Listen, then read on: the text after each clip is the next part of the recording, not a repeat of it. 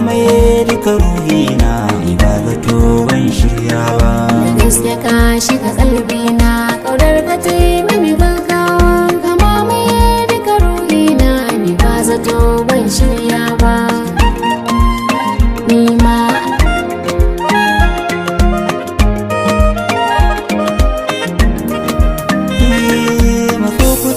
ki ji labarin da ke cikin zuciyata, da ke kadai ce nake burin kara da rayuwata. Ke kika zanto sila na farin ciki da ma walwalata, da ke kadai na aminta ki sha zaman ki huta. Yi maganin damuwa ta ce hanyar ki ba zan kauce ba. da gaske ka shiga kalbina kaudar ka ta yi mini gaggawa, Ta mamaye duka ruhina ni ba zato ban shirya ba. idan na kalle idanunka sai in ga so na hakika.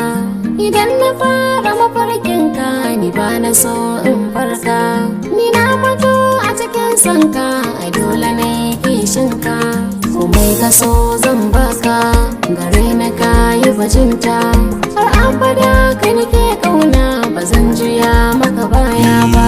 Da gaske kin shiga galbina kaunar ki te mana gaggawa. Ka mamaye duka ruhina ni ba zato ban shirya ba. Da gaske na yi budurwa ni maganin damuwata. Da gaske kai mana komai gare ni ka yi bajinta. Da gaske in na rasa ki abinci kan magabarta. Da gaske kai mani gata da ni da kai barata.